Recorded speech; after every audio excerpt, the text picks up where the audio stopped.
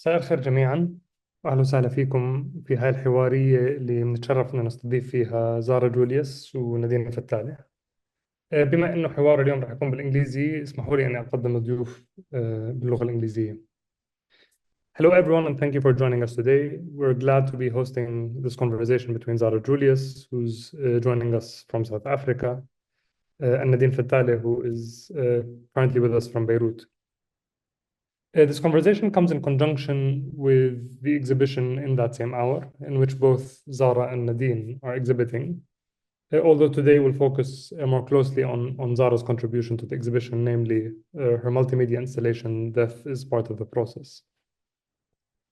I'm going to leave it to Nadine to introduce the conversation itself, but allow me perhaps just to offer some brief context of the event itself. In that same hour, for those of you who have not attended, is an exhibition that takes its context from the hour we are living through. An hour that began with the genocidal war on Gaza, which unfolded before the world. At its core, the exhibition kind of contends with the questions this hour has forced upon us. And among these questions that recur throughout the exhibition, how do we reckon with an erasure and the loss that continues to grow day by day? What histories do we return to, or should we return to in this moment? And what does it mean to think forward as visions of the future are being projected upon us? But the exhibition also draws on the global movements of solidarity that have emerged in response to this moment, featuring 19 artists and collectives from different parts of the world. Each offers a perspective from their own position onto the moment, contending with the global proportions and repercussions of all that we've witnessed. And so Zara's work, in my view, enters the conversation on both those accounts. On one hand, it raises the question of the archive. How do we remember without flattening the politics of what it is that we are remembering, or more importantly, without flattening the grief that so often accompanies the loss that moves us to remember in the first place? Both questions, I think, we are with much pain living with intensely right now in the midst of the immense loss that we are seeing. On the other hand, Zara's work, which is dedicated to both South African and Palestinian political prisoners, suggests a lens towards Palestine from the place of South African anti-apartheid struggle. And this is the parallel that is often drawn, and there is, I believe, a lot to think about in that domain. Nadine is going to be moderating today's conversation. As I said, Nadine is also she has her own work exhibited within the exhibition, which we will hopefully delve into at a later date. But we felt early on that this conversation pairing would really work, not to mention that Nadine always brings her own unique take on things. Nadine has her own continuous encounter with archives, predominantly Palestinian archives or archives pertaining to Palestine. And within that intersection, I'm sure we're going to be able to get into the thick of things. Before I hand over to Nadine, allow me just to finally formally introduce both of our guests. Zara Julius is a transdisciplinary artist based in Johannesburg. She works primarily with print, sound, multimedia installation, and social practice, often in collaboration with musicians, cultural workers, and educators. Her practice is informed by a methodology she calls Rapture, which asks how Black cultural innovation, fugitivity, and performativity can be taken seriously as sites of possibility within enduring extractivist logics. Through extensive research, she collects, selects, and creates contested archives, real, imagined, and embodied. She's particularly engaged with the archive, the death-life matrix, and the internal workings of the Black sonic, exploring how they might reconstitute time, memory, and history amid unfreedom and landlessness. Nadine Fatale is a Palestinian researcher, writer, and translator from Amman. She has worked on film and public programs at Anthology Film Archives, Upstate Films, Maisels Documentary Center, Palestine Cuts, MMAG Foundation, and Mosaic Rooms. She contributes to a number of volunteer initiatives, including the Palestine Film Index and the Palestine Social Fund. Her writings have appeared in World Records, Scene Journal, Brudu Magazine, Science for People Magazine, Jadaliya, and N+1. Zara and Nadine, we're really happy that you are with us today. We're looking forward to the conversation. And to our guests, thank you for joining us. Nadine, I hand over to you. مساء الخير جميعا. Thank you so much, Khaled, for the really sweet introduction. Zara and I just thought that you guys would be interested in seeing a brief clip from Zara's installation. I really think it does not speak to the in situ kind of affect of the work, but just for context, we're going to show 10 minutes, and then we can have a conversation between Zara and I, and eventually we'll open it up to the audience. Great. So if we can get the video. Zara, do you want to say something? Yeah, first of all, thanks everybody for making the time to be here. I'm really honored. The installation is a 6-channel sound audio installation with a single channel but 3-screen video projection. And so what you'll be seeing now is obviously a stereo mix with a single channel video. The piece is about 27 minutes long, and so we'll just see about 10 minutes out of that.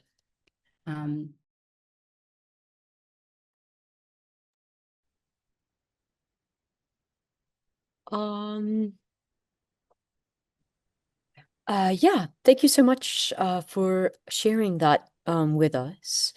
I was going to ask a couple of questions, but maybe we'll start with a kind of maybe the most basic one, which is, can you describe a bit of your process, and in particular some of the archives you work with? What are they? Why do you feel compelled to work with like archives that think about South Africa's relationship to the apartheid regime, both past and present, but in particular also if you can describe the International Defense and Aid Fund and its relationship with the collection and the artwork. Great. Yeah, sure. Thank you. That's many questions there in one question. But essentially, so the project kind of emerged out of a fellowship I had at the Center for Historical Research at the University of the Western Cape. At that university is the Maibuye Archive, which houses, I guess, the Liberation Archive, or a Liberation Archive, should I say, linked to South Africa's political history, mostly from 1948 until the early 90s. And really that, sorry, I'm plugged in on my phone and now I'm hearing myself and it's distracting me. So let me just log off there. Okay, super. So really that particular archive comes out of material that was mostly sitting outside of the country during the struggle, set up by as you say, the IDAF. So the core of that collection is the IDAF collection, which is the International Defense and Aid Fund, which was set up in the mid-50s by folks in exile or people who are in solidarity with the anti-apartheid movement, to support those family members who related to those people who were imprisoned or were on trial in 1956. And so that's how the fund really started, but it really kind of continued beyond that, the treason trial in 1956, and continued up until the 90s, really, to support the children, the families, etc., of political prisoners on the one hand, but then also really expanded its mandate to, really mobilize solidarity networks outside of the country as well. So that's kind of the core of that collection, is material that was, I guess, collated with the IDAF collection. But it spans ephemera, it spans legal papers, photography, protest photographs, T-shirts, lino cuts. South Africa's got a really big history of political lino cuts, as an example, and that's all really in the collection. And so I had the opportunity to work with this archive. I had the opportunity to work with this archive and predominantly the sound and oral history collection. I work a lot with sound. It's like kind of the core of my practice in many ways, is thinking through what sound does to the body. And so I really spent about 5 weeks every day in the archive listening to like cassette tapes, which range from interviews to personal accounts of political prisoners to accounts of people who were in the apartheid defense force, to recordings of political meetings that happened in exile, specifically thinking through the role of culture in the struggle. So that was a lot of the material that I was engaging with. And so the process was really, obviously, first of all, going through all of this material. I don't really like to go into any kind of archival project with a kind of hypothesis or mandate. I really want the archives to tell me what they want from me. But in that process, I was also working with someone named Hannah Karim, who's an educator of history teachers. And so as part of a really central part of the process was developing these workshops with high school history teachers and to try and figure out how a lot of this material could be activated in the high school curriculum. For various reasons that maybe we can get into later in this conversation, but social practice is also a big part of the process as well. And so these workshops with high school history teachers was a central part of that. Yeah, I'm not sure if I've answered all your questions, but that's what I have for you at this moment. No, that's super lovely. Thank you so much. And it just is helpful to kind of contextualize that a lot of the sounds in particular that we hear in the installation is taken from some of these recordings whose availability and whose accessibility is also a kind of product of a really circuitous route. And so since you've opened the conversation, yeah, I wanted to ask you a bit about your relationship to sound in the work. Because I'm really a visual person and I kept trying to watch the video from up close and to try to sort of focus on particular details so that I can somehow unravel the image. And then I was like, okay, maybe that's a bad approach. And so I took a step back and I was like, maybe I can watch the video from afar and it's gonna make sense. And then I underscore that there's something I think like experiential, affective about the installation space that's very much related to sound as a medium that I thought you might want to expand on. Yeah, totally. I wonder if Badia, if we could just pull up one or two of those photographs of the installation so people understand how it sits in the space, people who haven't been able to be in the space themselves yet. And whilst they're pulling up that image, I think the way that you describe trying to focus in on the image and then the video or the visuals really refusing your access, right, is really something that I did on purpose. Really because I'm interested in the ways that, the claims like historical time makes for archival transparency, and resisting those claims. And so, I think the ways in which I've worked with visuals is in one way to allow people to be enveloped, as you say, but to actually focus on what people are listening to. And so I'm really interested in how we can figure out how to kind of develop an oral literacy. Sorry, I just wanted to make sure that image is going to be coming up. Khaled or Badia, if you don't mind bringing that up, please. Yeah, I'll put it up in a second. Just give me 1 second. Thank you so much. So I'm interested in how sound allows us to bypass certain kinds of obsessions with rational thinking. It touches us in the body. We can go to the next image as well. So this is how it sits in the space in Darat al-Fanun. And then we can go to the next image. And that's the original installation as well. So, you know, sound and the actual speaker is central to the installation. It's not about trying to hide the sound so that we just focus on the visual, right? It's actually about flipping that hierarchy.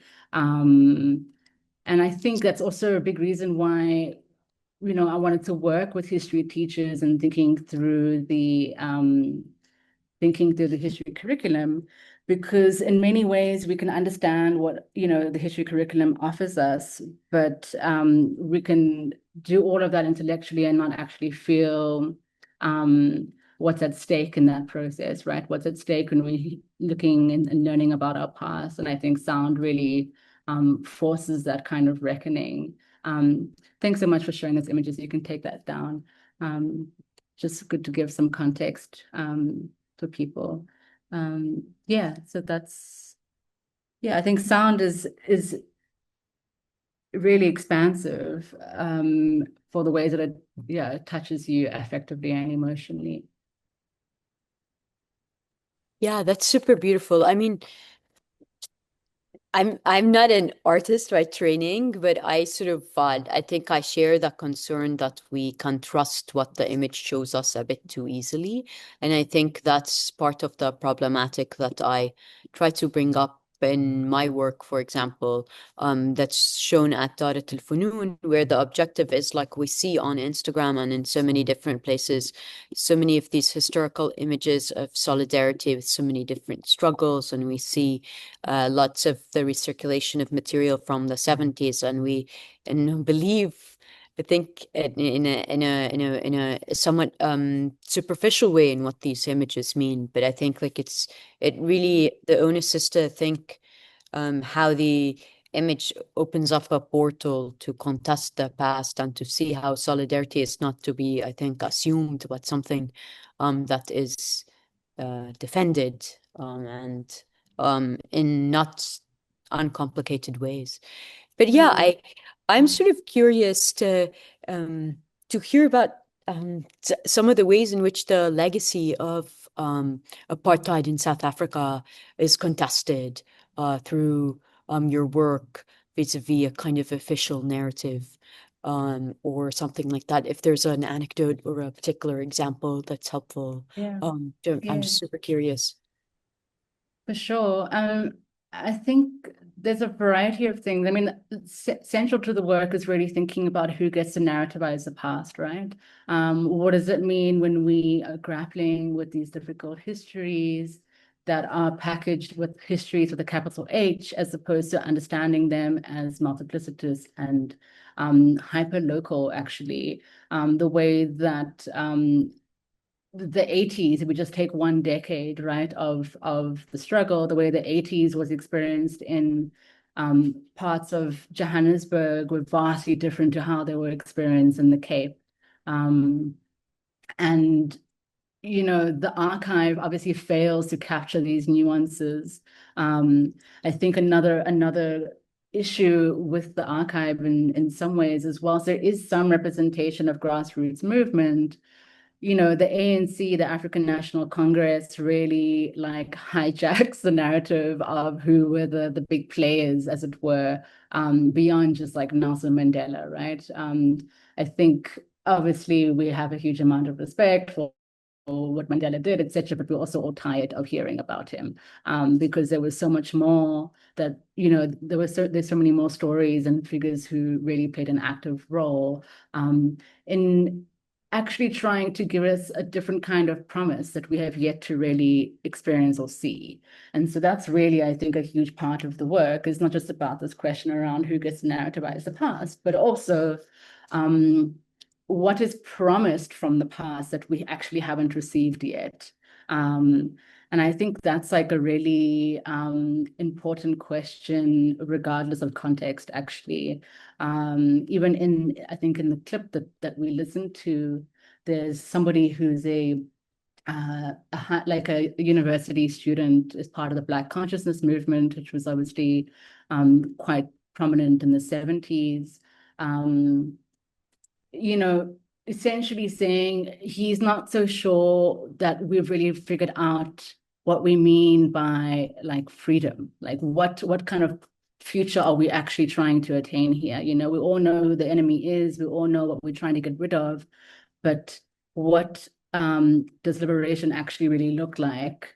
You know, the ANC had its freedom charter, but that got thrown out the window in the late 80s, you know, and South Africans are still don't have access to land, as an example. So I think there's all these kind of complexities at play that obviously are perhaps more readily available to an audience that knows the South African context. But I think so much of these narratives are really applicable to different struggles as well. And just, you know, to go back to what you were saying around the fidelity of the image, you know, most South Africans have seen this photograph of a child who was killed in the student uprising in 1976. His name was Hector Peterson, and this really, really famous image of him being carried by somebody, and his body is basically limp, and his good friend is kind of wailing next to him, right? South Africans have all seen this image easily thousands of times by the time you get to 21. But I think for me, what became quite alarming is that I'd seen this image, but I was never feeling the image. I was looking at this dying body, but I'd never really reckoned that there was a dying body in this image, right? And so there really is something at play here, or this essential failure in the ways in which we're like teaching our past and understanding it and speaking about it, that really fails to actually understand death, I think, and also understand like what was the actual cost of all of this, right? And I think if you start to ask yourself these questions, they're actually quite crazy making, because you drive around South Africa and you're like, wow, like what have we received? Obviously democracy is like nice, but it's not sufficient, I think. Yeah, maybe I've gone on a bit of a tangent, but it feels somehow related. I mean, it's super related. I think it's a question that really troubles me, that has like, you know, really, really, really deeply affected me. And it took me a really long time to emerge, I think, out of the feeling of utter despair over what's going on in Palestine. And what's been helpful for me is to realize I'm not the first or the last person that feels this way in history. And so I think it's been helpful to think about how different people have thought about the question of grief, the accounting of who pays the price. And these are all like deeply felt, I think, questions in the Palestinian context today as it was 50 years ago or something. So I really appreciate that. And as I was preparing for this conversation, I listened to a podcast which was super interesting, because it explains the kind of statist relationship between Palestine and South Africa. And the sort of the really bizarre thing about how this is mediated is, by the time that there's the formal end of apartheid, there's already negotiations around the Palestinian state. And so there is like official channels of communication. And I think that story tends to cover more grassroots solidarities between peoples from South Africa and Palestine, which has been super interesting to just research in the course of preparing for this, and more broadly. Just get my questions. Yeah, can you I mean, you sort of think about it, and you've already expressed to us like some of the ways in which I think your work deals with time and with the deferral, the promise, the what is like not achieved, what's continuously longed for. And I wonder if you can speak a bit about that, and maybe I'm just going to add another layer to the question, but tell us a bit about also the sort of contemporary moment of South Africa, the restitution debates, the ongoing student movements, and how they relate to a kind of archive of resistance or something. The restitution debates, which restitution debates? Just the student movements in South Africa that are taking place 2019, that were in some ways thought of as a kind of reconsideration of the history of apartheid and what has been achieved or something. Yeah. So as you kind of mentioned, like a central component of the work is thinking through the chronopolitical, right? So the politicization and the control of time is one aspect of it. And I think it's also a big reason why I work with sound so much, because sound is obviously a time-based medium, but it really allows you to stretch time out, thinking through these, the language of repetition, the language of call and response, the echo, all these things really, for me, are incredibly generative to work with in producing works. And this one is obviously an example of it, but you will find these tools kind of throughout a lot of my practice. And so, when you ask around the student movements, in some ways there were two, I guess, in recent history, right? So obviously 1976 was during the apartheid era and the anti-apartheid struggle, and that was primary school students, actually, not even university students. These were primary school students, kids who were like 10, etc. And, we find 10 years after that, or not 10 years, sorry, 1976, and then 2016, we had a really large university-based student movement, which was, asking for free education, which was something that was actually promised in the Freedom Charter that the ANC was working with during the struggle, but has yet to be realized, right? And we're not as bad as I would say like the US is in terms of like how deeply inaccessible higher education is, but it's still incredibly inaccessible for the average South African, right? So there were student movements across universities across the country, but that actually happened a year after the Rhodes Must Fall movement, which was really about decolonizing higher education and decolonizing the actual campuses themselves, right? So that started at the University of Cape Town. I had just finished my postgraduate studies, I think. Yeah, my postgraduate studies. And that was really people questioning the over-dominant presence of Cecil John Rhodes. It was a big statue, but it wasn't just about the statue, right? It was about why are they, for example, so few Black professors teaching on campus, right? Why is the curriculum always favoring Western hegemonic frameworks or Western text, resources, etc.? And what was actually really generative in that process was that there was a lot of sit-ins that were held, and people were really educating themselves, and critical theory came into the fore. And in some ways, that's really is also thinking through the ways that like time is both politicized and controlled through the curriculum, right?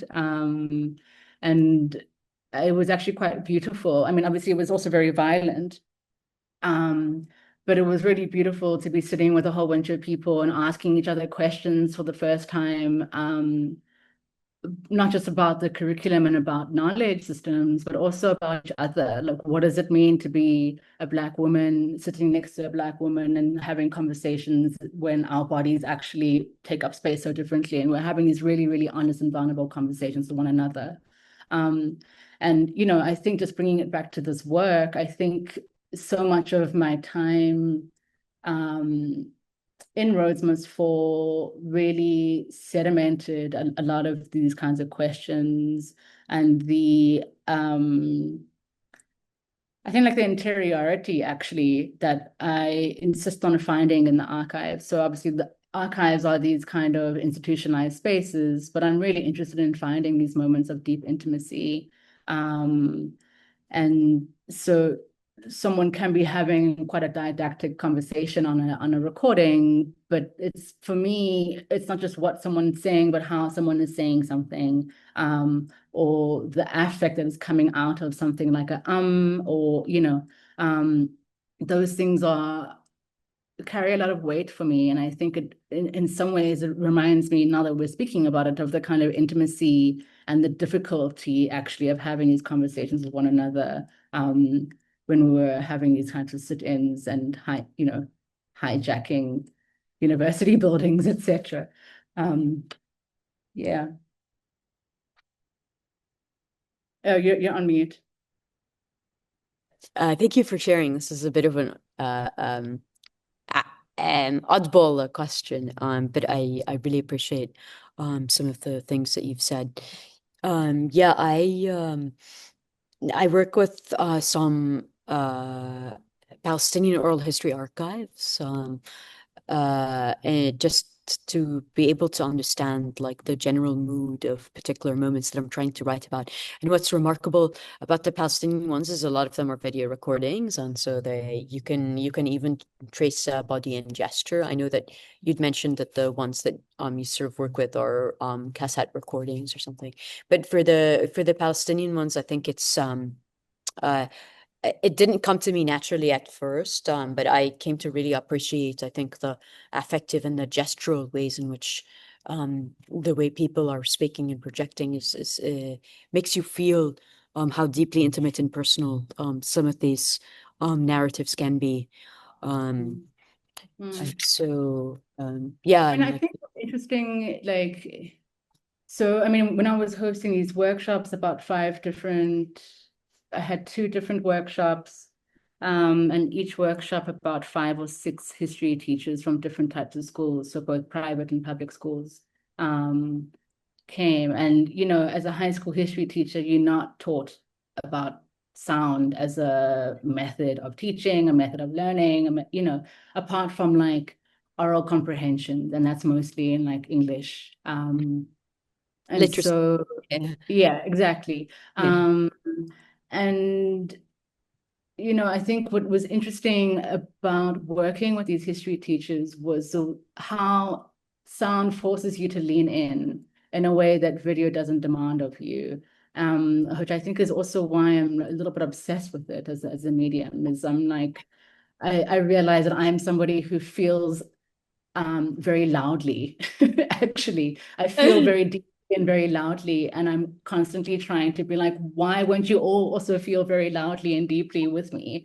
And so really sound for me is a way to try and demand that kind of affective and emotional labor from an audience, actually.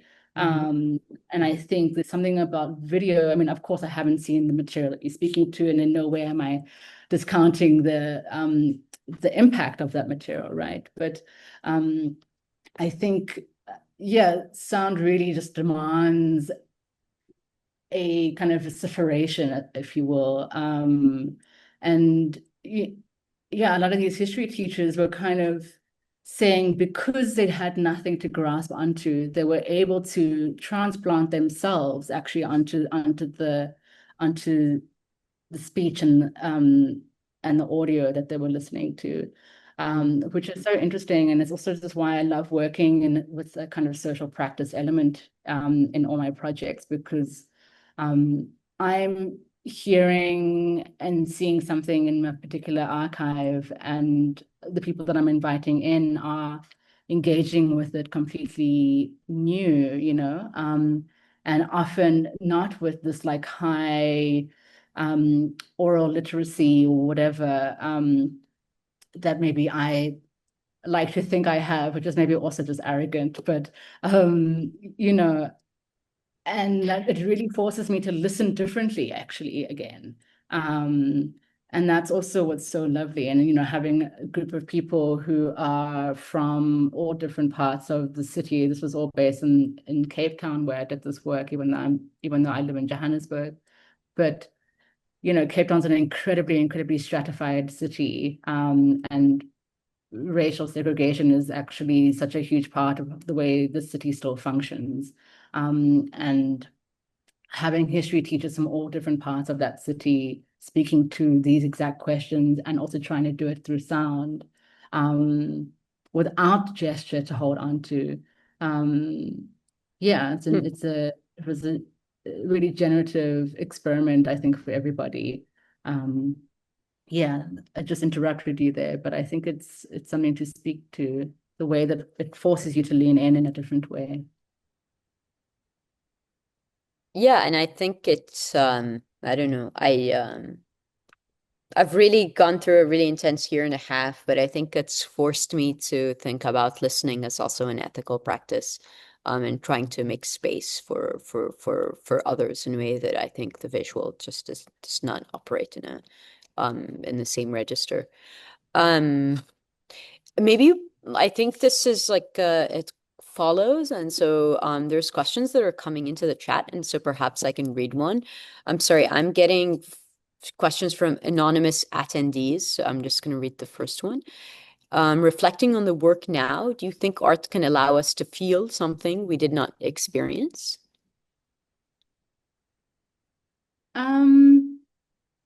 Interesting question.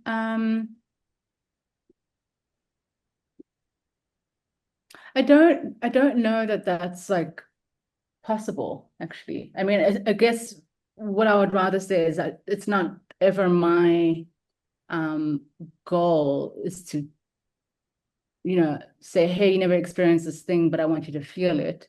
For me, it's about like rather saying you have this depth of feeling within you, and instead of allowing yourself to bypass it, access it and sit in that mess, sit in the soup, right? And I think that's what art really offers us.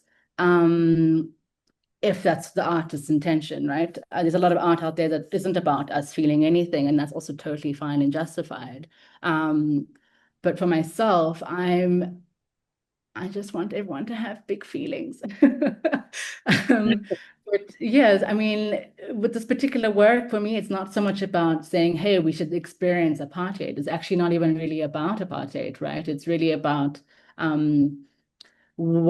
thinking through the questions of what it means to be in struggle. What does it mean to grapple with these really complicated and contested histories, and also these contested positionalities in histories, right? We're hearing from people who are talking about realizing that they're racist, you know, army soldiers who are happy to shoot at Black people for sport on the border, right? Or we're hearing from young kids with really small, innocent voices, understanding that actually they themselves are participating in a war of ideas. And these are like 12-year-old kids, right? And so I think it's about, for me, at least this particular artwork is about saying, like, how do we allow ourselves to sit in what those things actually mean, what's at stake when we're listening to these particular accounts, versus trying to say, let's experience apartheid. Like,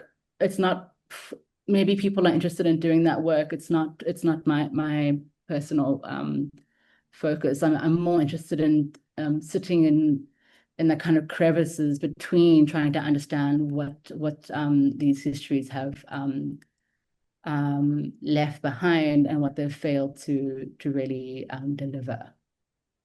And, you know, as you said, Nadine, I mean, like, sitting in archives is like so deeply depressing. I mean, after doing this work, I was like really unwell for like at least a month afterwards. I was deeply unwell, traveling through the country with all these voices in my head, and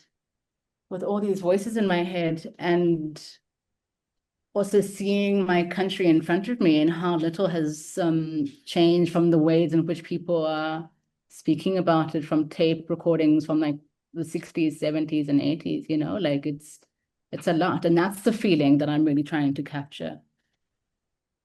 Yeah.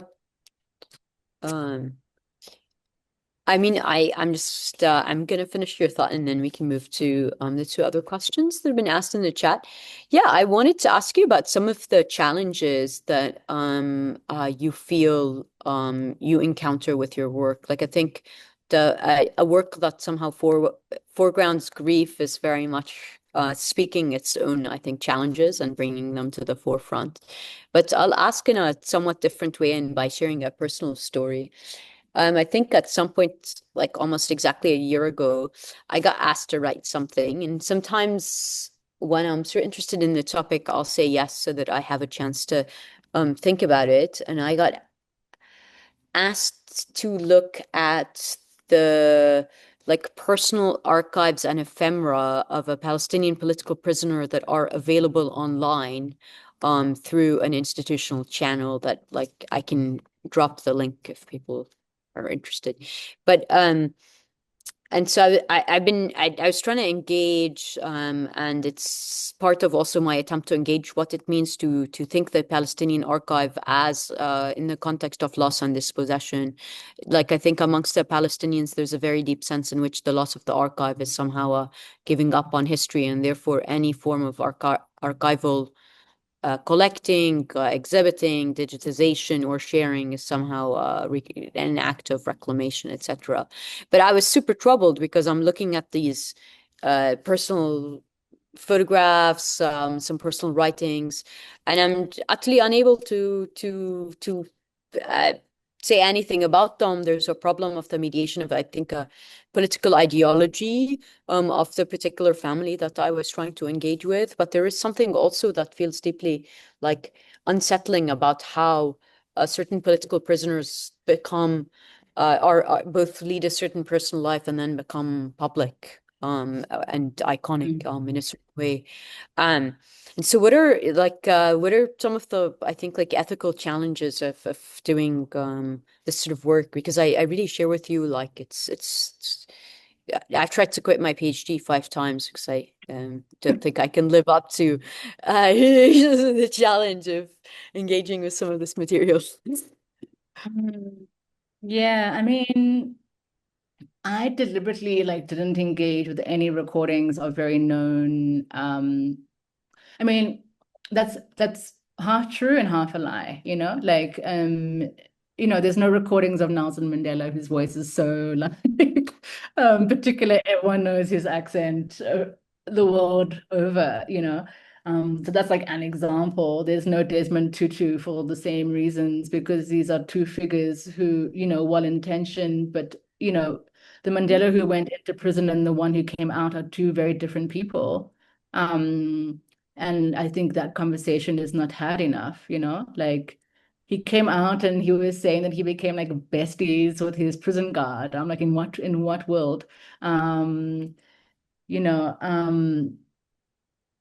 and it's the same with Desmond Tutu. I'm not trying to discount the immense good that he achieved in his life, but also the Truth and Reconciliation Commission is a deeply painful part of our story, actually, because we opened up all these wounds and said, okay, cool, thanks for opening them all up. Now we're going to close it and let's move on.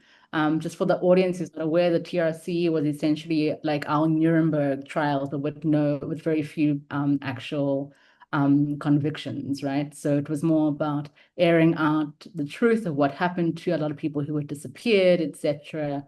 And very little consequences happened other than like an apology, and a thank you for telling the truth. And so these are two figures who are, as you say, have deeply contested politics, actually.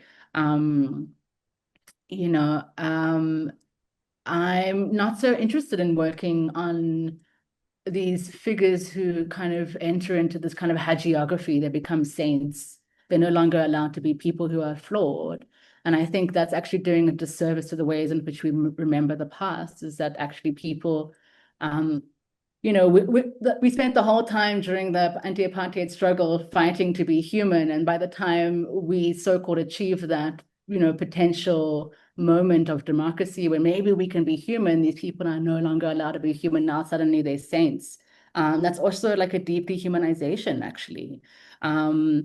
And it robs us of having these really messy conversations that I think are deeply necessary. So I don't really work with those types of figures. I'm interested in like what language does and what affect in speech does, right? That's really what this work is particularly about. Most of my work in archives is actually not with liberation archives. It's mostly with ethnographic colonial archival material. So this project is kind of an outlier in some ways. Yeah, I think like doing archival work regardless is deeply difficult. I mean, but there are, you know, voices of people who I have deep respect for. Wale Serote, who was one of our poet laureates, and he's also a traditional healer. His voice finds its way into this work.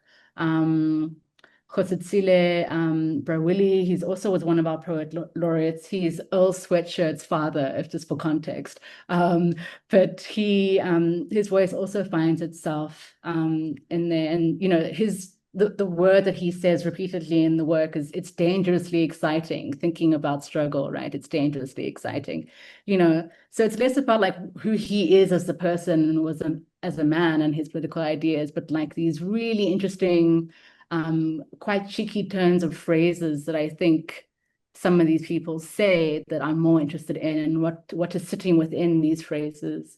Wale Serote, he's the person who's speaking about distortions. Distortion. Yeah. Yeah, and you know, that whole turn of phrase is so rhythmic, number one. And it's also deeply playful and smart, actually, what he's saying. And so I'm interested in speech and language and affect in speech more than like these particular individuals.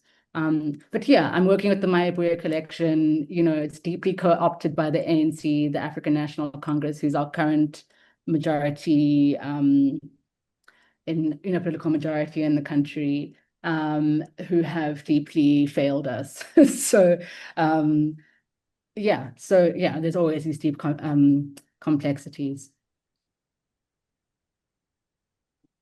Lovely. Thank you so much. I can't wait to search Serote and read some of the poetry. Okay, there's 3 more questions. One person says, thank you for a lovely conversation. I saw the installation at Dar Funun and it was really quite moving. Can you tell us a bit more about the fabric and why it was there? Yeah, so the fabric is something that kind of occurs in some of my projects. It's thinking about, again, this idea of interiority, the intimacy of the home, and the ways in which we're able to kind of strategically syncretize, you know, like materiality, I guess. So obviously these fabrics, this crochet fabric has a history of like European textile that came with the Dutch. And then it, you know, once it landed in South Africa, it became part of like what is thought of to be like a decent home, specifically around Afrikaans households. But then around the 70s, yeah, 60s, 70s, 80s, it really entered into Black households as what we call doilies, right? It really entered into Black households and took on a different register in our homes, in our grandmothers' homes, etc. And for me, having that fabric is kind of a little like nod or a little seed of the ways in which we're able to fashion life out of anything, you know. We're able to fashion life regardless of, you know, what has been dealt us in a way, you know. So that's kind of that reminder. And I think it's interesting because like this textile also has a everyone has a weird like association to all their grannies, regardless of race and context, and I kind of love that. Yeah. Great. Ahmed B says, thank you. Given you've spoken about South Africa today, do you have any thoughts about the apartheid comparison between Palestine and South Africa? Yeah, really important question and thing to think through. I understand the utility of making these comparisons. Generally, it's like agreed upon that South African apartheid was not a great thing. So I understand why people want to make these comparisons, in like a kind of popular discourse. I don't think that what South Africa experienced is nearly as severe and also as like intricate actually as what people in Palestine are up against. With globalization, the monster is actually so much more widespread to kind of try and tackle things like boycotts and sanctions. Whilst a part of the South African story in ending apartheid wasn't the entire story, of course, wasn't the entire picture, but I think issues of globalization really make it so much more complicated as a strategy to really execute and have the effect that one really wants. Not to say that we shouldn't be boycotting and sanctioning, of course we should be, right? But because there's like this deep multinational implication in the occupation, that as an example, it isn't like a one-to-one translation in terms of strategy of like how to overcome these structures. And of course, the monster of occupation in Palestine, the deep dehumanization, I would say, is like ramped up times 1,000 in many ways. And so I understand the utility of it. I don't think it quite captures the true scale of actually the beast of what Palestine is really facing. Yeah, I mean, I think from a kind of the debates within like Palestinian legal scholarship and people who really understand international law and have thought about Palestine vis-a-vis this question, the answer tends to be that like there are limitations to the kind of formal juridical end to apartheid that did not include questions of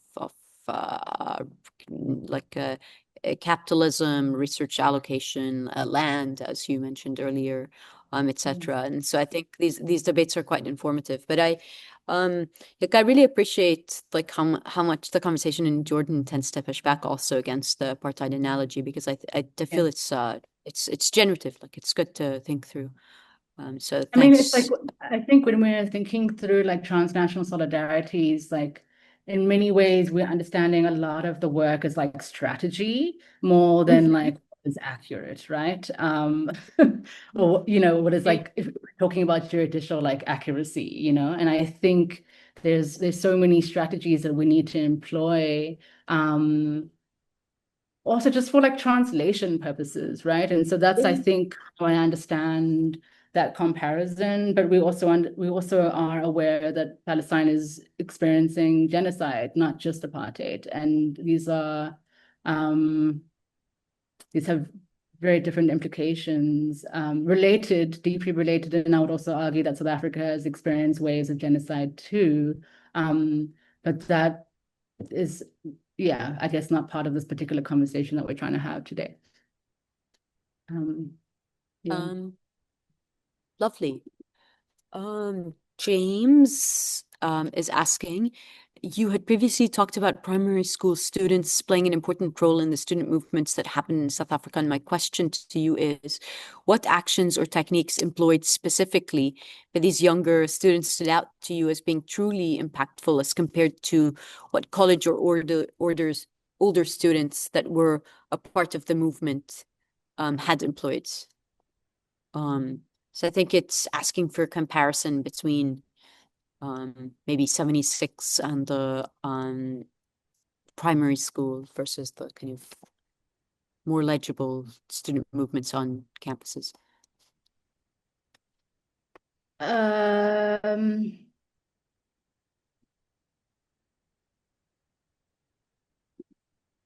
I have no idea how to answer the question. That's my honest answer. I don't know how to answer the question because, I mean, the techniques around, I mean, these are primary school students. I think what was useful was this was all in Soweto, right? This particular uprising. And so students literally just like moved from one campus to another en masse, and they had the support of their teachers. I think what's interesting in that particular time in the 70s, it comes at the end of almost like a decade of silence. There was almost very little uprising, very little protest action during the 60s. A lot of people had moved into exile in the 60s, both political activists as well as people going into the armed struggle in exile or outside of the country to take up arms, and as well as cultural workers, a huge amount of cultural workers, musicians, writers, playwrights, actors, etc., left the country during the 60s. And so what's interesting about the 70s, it's actually, it comes out of not just the primary school students, but the university students who graduate and then become school teachers in the 70s. Start politicizing primary school students and start entering in their own spice into the history curriculum that then allow primary school students to actually, start mobilizing in these more organic ways, right? And I think that's quite interesting. I mean, I think we're going to have a compare and contrast or whatever between the South African student movement of the past decade and then the 70s, is during the 70s, like people's parents were vehemently against protests because they just had a deep understanding that people would die. And there was almost a kind of put your head down and endure, I think, by average people's, but when a lot of us were protesting fees must fall and roads must fall, there was a huge amount of support from people's parents and that kind of age group. So I think because people had they had been part of protest, and also protest is such a huge part of South African culture now as well. There's a protest like every day in this country, that it almost becomes like just part of just like performance in a way, which I think is actually generative. I don't think it's like a waste of time. But yeah, it's difficult to kind of answer the questions in more specificity than that, because it would take quite a while to get through. Also because different universities and stuff have very, very different types of techniques and strategies.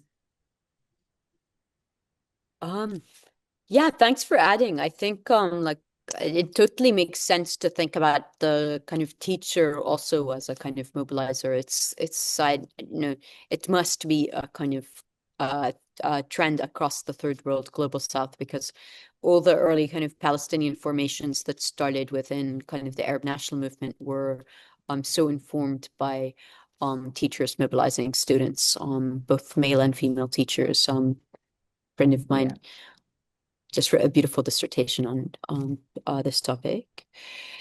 So thanks for that. We have another question. Thank you so much for sharing your work with us and for this discussion. Could you speak a bit more to the visual aspect of your work, its ambiguities, textures, how you intend to play alongside your explorations of sound?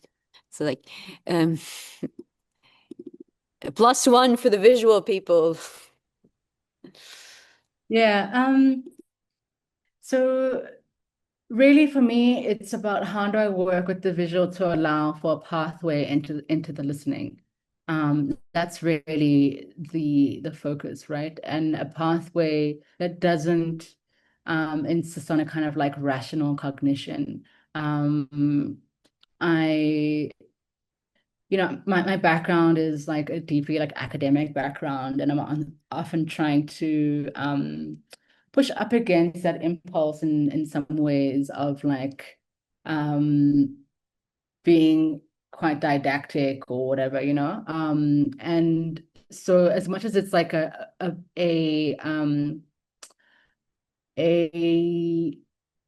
provocation or whatever for an audience, it's also for myself. So I think that's one aspect of it. This particular video component, it was actually my filming aspects of the photographic collection, specifically photographs that belong to this collection, or like the category called like mass funerals, right? Which is something obviously in the Palestinian context we know quite intimately, and in the South African context it was also major, you know, lots of people being buried at once. And it wasn't just about like mass burials or, you know, having these funerals by a gravesite all at the same time. But essentially, you know, some of these photographs, you can't, unless you know it's from a mass funeral, you would almost wonder if it's actually from a massive protest. Because there's just thousands and thousands and thousands of people at these funerals, right? And I'm kind of interested in that that ambiguity in a way between the two, thinking through death and life and the insistence on life, right? Yeah, it's like really about like the negotiation of like the horizons of death. And I think I was thinking about that in relation to parts of the images.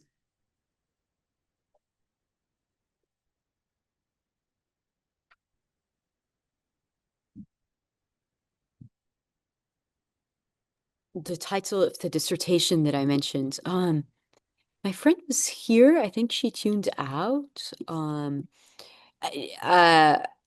I'll just share with you my personal email, and if you want to get in touch, I can like share. There's a ton of resources. I'm just not sure if my friends want her name mentioned. Great. There is type answer. Send. Yeah. So I think we can wrap up. And Zara, do you have any final words? No, this has been so wonderful. I just wanted to type in, I've written in the webinar chat as well. So it's Wale Serote, who's a poet laureate, and also Bra Willie Khositsile, who was also a poet laureate, and they were both in exile. Obviously, that's when when Khositsile had his kid, etc., in the US. But they were both in exile, and actually were part of. There were two really interesting conferences that happened in the 80s in Botswana, in Gaborone, that were really trying to think through the role of culture in resistance, culture, like what is the role of cultural workers in the struggle. And it's interesting to me that that was such a central part of the anti-apartheid struggle. Because actually the role of the cultural worker has in some ways completely atrophied in the democratic dispensation. You know, we see now with the censoring, we have a coalition government, and the Minister of Arts and Culture is quite right-wing. He's you know, subsidied in some ways by Zionists, etc. And he essentially censored the one of our artists here, Gabrielle Goliath, whose work is engaging in again grief work around those who've been martyred in Palestine, right? So I think that's also just an interesting thing to think about, is, you know, the role of the cultural worker in these struggles and what does it mean afterwards, in tandem to this question of what are we really, I think we need to be really explicit about what we're hoping to achieve at the moment when occupation gets toppled. I think, you know, in the South African context, we had quite a clear idea of what was wanted, and still things have yet to be realized. And I think it becomes equally important to be clear about what it is you're fighting for and not just what you're fighting against. And I think that is maybe the last thing that I will leave you with. Great. Thank you so much. This has been super lovely. And thanks everyone for joining us. Great. It's 10 minutes to 10 p.m. in Amman. Thank Good you so night. much. I really enjoyed chatting with you, Nadine. Thank you for your generosity. Yeah, of course. Yeah, of course. Take care. Thank you to Ciao. both. That was really fantastic. Thank you. Bye.